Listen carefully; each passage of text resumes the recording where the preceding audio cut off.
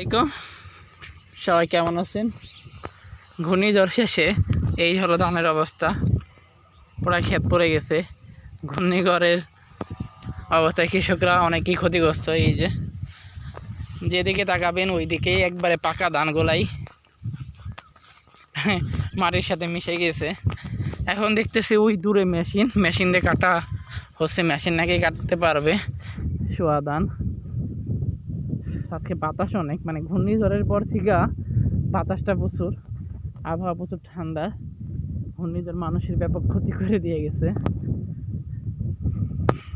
তো কাদের এলাকায় কী অবস্থা, সবার কি একই অবস্থা? ধানের ক্ষেত্রে দেখেন পাই খ্যাতি যেদিকে তাকাবেন সেদিকেই এই খারাপ অবস্থা।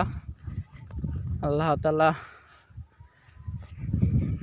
যাই হোক, যেটা কপাল আছে সেটাই তো হবে। ধান তো আছে, ডুবাই তো দেয় নাই, এগুলো আবারই করা যাইব। আল্লাহ তাআলা চাইলে সব কিছুই পারে। ঘূর্ণিঝড় রিমাল অবস্থা একবারেই নাজেহাল।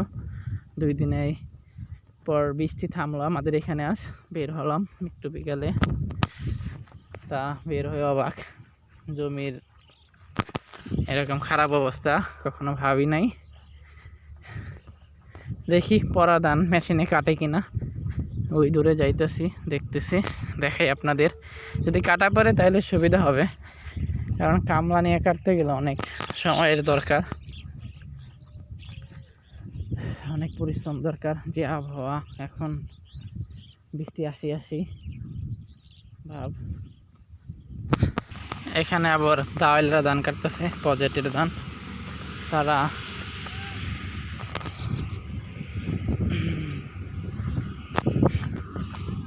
ভাই ধান কাটা শেষের দিকে না,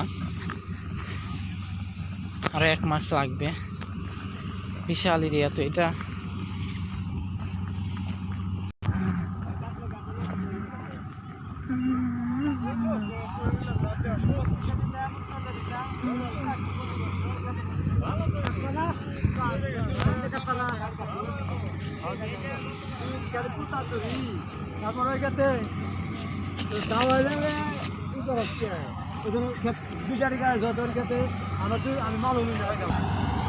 সোয়া ধানগুলোই কাটতেছে, অনেক দক্ষ লোকটা।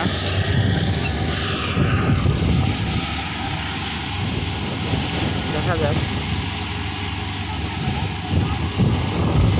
একটু সময় লাগবে সোয়া ধান তো। আর বাতাস, এই বাতাস।